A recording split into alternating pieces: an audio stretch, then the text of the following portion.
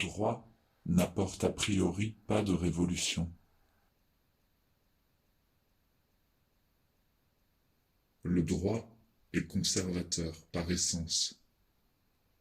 Il est là pour apporter l'ordre dans le vivre ensemble. Le droit a tendance à regarder avec suspicion les révolutions. Une révolution, ça peut être un feu de paille, alors que le droit s'inscrit dans la pérennité. Quand une révolution s'installe et devient systémique, là, le droit va l'encadrer. Le droit assure la continuité. Napoléon disait, les régimes changent, l'administration demeure. Le droit se méfie des phénomènes de mode et regarde toujours d'un air très circonspect, d'abord si la révolution respecte les formes. Après, la révolution au sens copernicien, on y est moins réfractaire. Quand on fait des grandes réformes en droit, annoncées comme révolutionnaires, c'est souvent juste qu'on admet dans le droit constant des positions jurisprudentielles. On le fait pour graver dans le marbre ce qui est en fait déjà effectif. Par exemple, le mariage pour tous. Moi, je trouve ça très représentatif. Les universitaires en droit ont été les seuls à signer des pétitions contre le mariage pour tous. Le juriste est conservateur.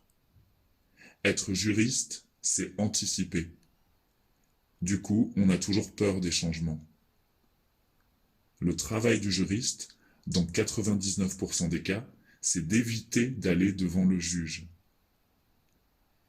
Des penseurs en droit ont prévenu déjà en disant « Attention, la société évolue, et si le droit n'évolue pas avec, il devient une fiction. » Le juriste doit prendre assez en compte les changements sociaux pour éviter la révolution, c'est-à-dire qu'on remette en cause les règles du jeu.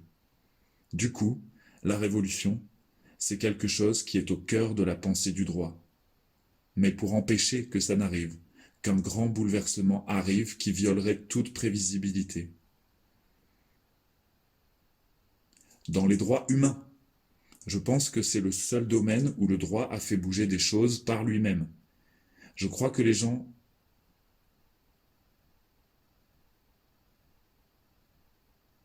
n'aiment pas la liberté. C'est affreux de dire ça pour moi. Mais ces derniers temps, je me rends compte que la survie et la sécurité, c'est plus important pour les gens que la liberté. À partir des années 50, le droit a voulu accéder à cette troisième marche. Une fois que tu es en capacité de survivre et d'être protégé, le droit a voulu ouvrir le droit à la liberté d'expression, d'opinion, de genre. La Cour européenne des droits de l'homme s'est créée à ce moment-là. C'est par elle qu'on a pu reconnaître le droit des personnes trans ou le droit des Roms. On a pu protéger aussi ces individus-là de la violence des populations. Parce que les populations sont violentes, hein. On le voit aussi très bien. Ce moment-là des années 50, je crois que c'est la seule fois dans le droit où le droit fondamental, physique, a devancé le droit réel. Dans les années 60, on a dépénalisé l'homosexualité. C'était une décision qui était en avance sur la société. Ça marche parce que c'est européen et que cette cour a autorité pour contraindre les pays qui ne respectent pas les décisions. Il y a quand même une quarantaine de signataires, dont la Russie, la Turquie. Bon, ces pays-là payent leurs amendes et puis voilà. C'est mieux que rien, mais c'est la limite du droit. Le droit se limite aussi à la réalité capitalistique. Si un pays estime que c'est plus rentable de violer le droit que de le respecter, il met un mouchoir dessus et puis voilà. Le droit, c'est le gardien du temple. Les révolutions qui ont eu lieu dans le droit, du coup, c'est les révolutions qui ont eu lieu dans la société. Le droit de vote des femmes, le droit à l'IVG, le mariage pour tous, la fin de la peine de mort, c'est quoi ? C'est Badinter, avocat dans un plaidoyer aux assises, qui arrive à sauver la tête de son client, puis Mitterrand qui le nomme garde des Sceaux en lui disant « Ce que tu as fait dans ton prétoire, il faut le faire dans la société tout entière. » À ce moment-là, les Français étaient pour la peine de mort. La loi est passée contre l'avis de la population. Et à force de pédagogie, les Français ont changé d'avis. Dans ce cas-là, la loi a précédé l'opinion générale. Pareil pour l'IVG. Le droit peut être un moteur de révolution sociétale dans ces moments-là, au travers de fortes personnalités. On a la figure de Badinter, de Veil, de Taubira. Le droit est souvent affilié à une personne, à une figure qui se fait la tête de proue d'un phénomène. Et le droit va faire détonateur. Il faut le bon fait divers juste avant, la bonne conjoncture, pour pousser au consensus. Quand il y a déjà eu un événement qui a fait réfléchir, mais où la société n'est pas encore tout à fait prête. Là, je t'ai donné que les exemples positifs, mais l'état d'urgence instauré comme normal a été permis grâce au Bataclan. Il y a eu un hold-up sécuritaire qui a enfin pu être mis en place à ce moment-là. Normaliser l'état d'urgence. Le droit n'est que l'image de notre société, le fruit d'une lutte entre conservateurs et libéraux. Et les événements font gagner un camp ou l'autre à un moment donné. Le droit est une science humaine et sociale, un choix idéologique, donc fragile.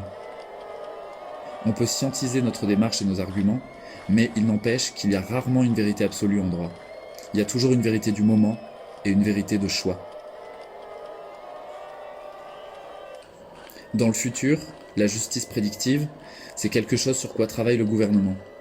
C'est une révolution hypothétique, parce que même si on met en place tous les process, techniquement, on n'y arrive pas encore. En tout cas, la justice prédictive, ça enlèverait un certain nombre de tâches répétitives aux juristes. Et moi, je pense que ça va révéler un certain nombre de biais, notamment genrés. Oui, je pense que ça va mettre en exergue le fait que le juge est malgré tout un individu, avec ses biais. Et découvrir qu'on a un biais, c'est le premier moyen pour lutter contre ce biais. Après, le problème, c'est que les gens demandent plus d'humains et on leur donne moins d'humains. On leur donne moins accès aux tribunaux, moins accès aux juges. On te prive du droit d'être reçu et entendu par une personne qui te prend en considération. On te laisse remplir en ligne tes déclarations sans t'écouter ni te recevoir. C'est un sentiment de reclassement par rapport à la justice. Parce que les gens riches pourront toujours aller voir quelqu'un. Le problème, c'est que cet outil de justice prédictive, il est utilisé simplement pour économiser de l'argent. Selon moi. Et j'ai l'impression que du coup, on va vers plus de problèmes sociaux avec ça. Je suis maîtresse de conférences et je tiens à genrer mon titre parce que je suis féministe. Féminazie presque. Je fais de la recherche et de l'enseignement en droit. Je vis mon métier comme un passage de relais. Si je suis universitaire aujourd'hui, c'est grâce à l'ascenseur social qu'est l'université. Et je veux proposer à des gens comme moi d'accéder à ces connaissances et peut-être à ces métiers. Je suis contente aujourd'hui quand je regarde les amphis, de voir des gens qui n'auraient pas pu être là quand moi j'étudiais il y a plus de 10 ans. Des personnes racisées et qui ne s'excusent pas d'être racisées. Des coupes afro, des voiles. Quand tu vois la mixité dans les amphis, tu te dis que ça a quand même un peu bougé. À la base, ma recherche, elle est en droit des biens et en droit patrimonial. Alors je m'amuse bien, mais humainement, socialement, ça me nourrit peu. Et depuis peu, je m'intéresse aux évolutions sociologiques de la société, notamment sur les droits des personnes LGBTQIA+. J'ai pas encore trop écrit là-dessus, parce que je suis froussarde, mais il va bien falloir y aller. Je suis froussarde parce que j'ai peur qu'on prive de validité scientifique ce que je dis à cause de mon côté militant. Il n'y a pas longtemps, je me suis rendu compte qu'il y avait des militants en droit. Des militants réac. Et qui ne posaient problème à personne. Donc bon, je me dis que c'est déjà possible dans l'autre sens. De toute façon, je suis déjà grillé dans certains secteurs, donc... Quand tu décides de jouer le poil à gratter, tu sais à quoi tu t'exposes.